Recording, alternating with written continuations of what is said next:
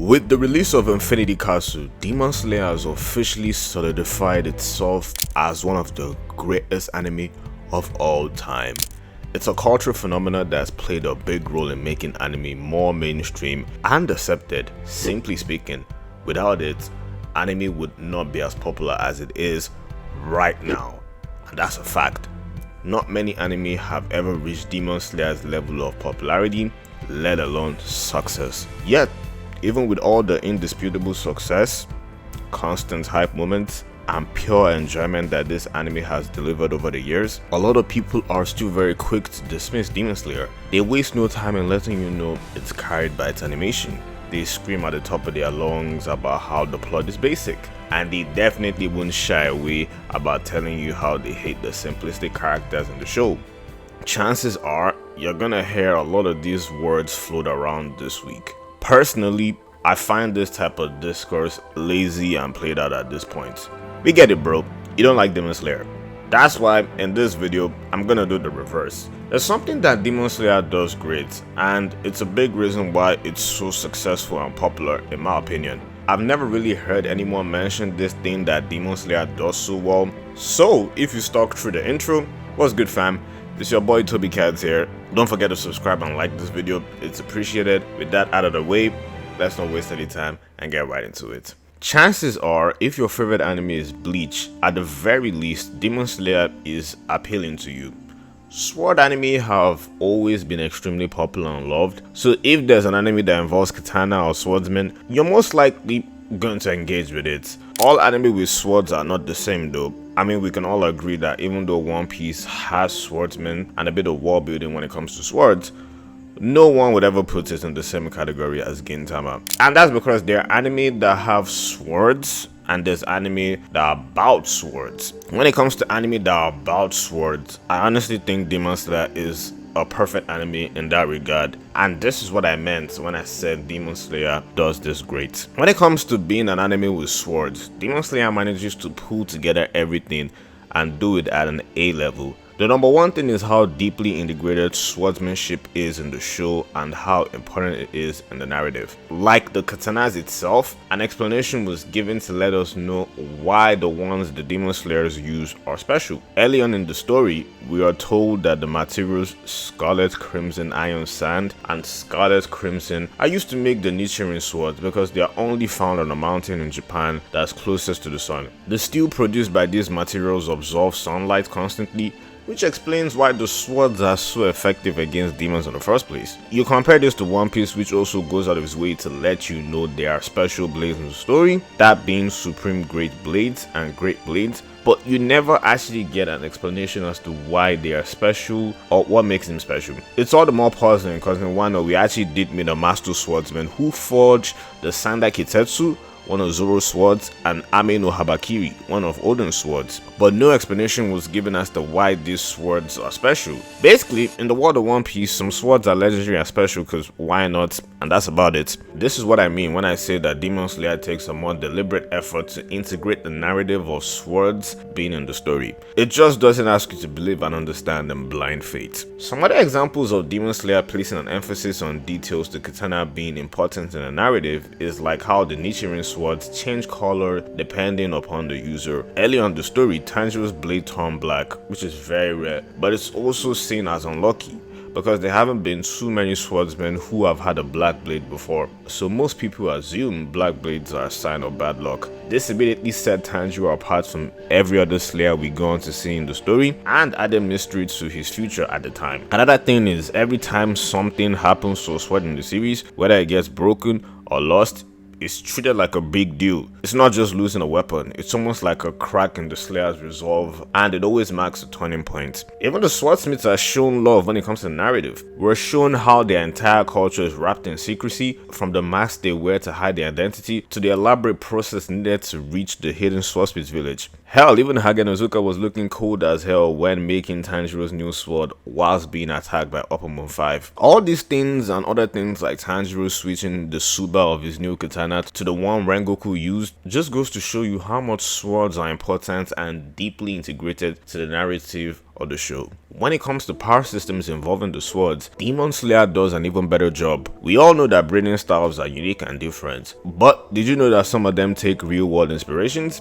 Zenitsu's thunder breathing is essentially Ayajutsu, the art of quick draw, a style based on explosive speed and precision that ends a battle in a single flash. Then you have Jigen Ryu, a sword style that emphasizes the first strike, often not given thoughts or second strike. Most Jigen-Ryu sword techniques involve the user positioning their sword vertically above their shoulder before running forward at their opponent and then cutting down at their head. If that sounds familiar, then yes, it's because that's what flame breathing is based off. And lastly, beast breathing is just an extremely unorthodox form of Niten Ichi-Ryu that manages to incorporate hack and slash attacks because of Inosuke's jagged katanas. The breathing styles are by no means replicas of these real-world techniques, but because of all these different inspirations used when creating breathing styles, it resulted in a large amount of variation between the sword techniques and combats we see in the show. Take for example, Gyu's Dead Calm,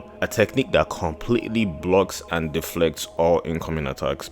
This type of technique is only possible because of how the water breathing style uses flow. The user is in a state of complete tranquility and flow, allowing them to deflect and cut all attacks in the vicinity while using Dead Calm. This is a breathing style that focuses on the user moving and bending in a fluid motion. So a technique like Dead Calm makes sense when you think about it. It doesn't stop there too. The exotic art of flame breathing has purgatory, a technique that unleashes one overwhelming slash meant to consume everything in its path. This type of technique is only possible because of how the flame breathing style is built on explosive and powerful strikes. Flame breathing focuses on domination through sheer intensity. So a technique like purgatory makes sense when you think about it. The user attacks with unmatched passion, igniting his blade with his spirit and striking down with the force of a roaring inferno. Personally, my favorite is the obscuring cloud technique. Man, I love this technique so much. I think this technique is the closest thing to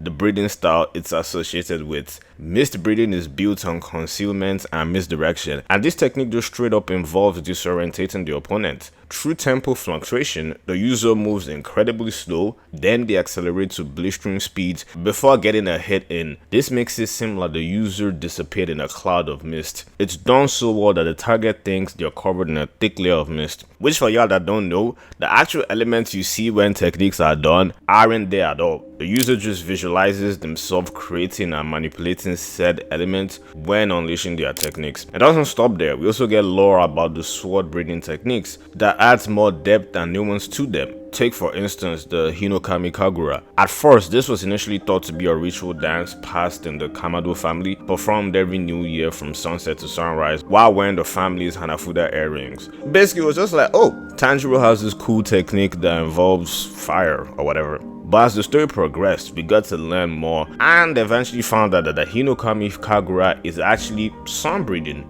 This being the very first breathing style created by Yorichi, and is the original breathing style that every breathing style is a derivative of. The breathing style mimics the sun itself, which in turn makes it the most effective style against demons. And as we all know, sunlight is the weakness of all demons, so it makes sense why it's the most powerful technique. Now, I wouldn't go out of my way to say the lore in Demon Slayer is extremely deep or anything like that, but it's pretty evident when regarding the power system in the show.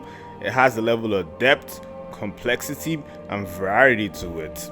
There's clearly a lot of thought and effort being put into this to not only make it work, but make sense. And this is what I mean when I say that Demon Slayer is a perfect anime. Again, a quick disclaimer, a perfect anime about swords. Before y'all get in my head, I never actually see anyone try to do a deep dive analysis into the things that Demon Slayer does great. After this weekend and all the records that have been broken, Demon Slayer honestly deserves to be celebrated as one of the best anime of all time. And that's why I decided to make this video in the first place.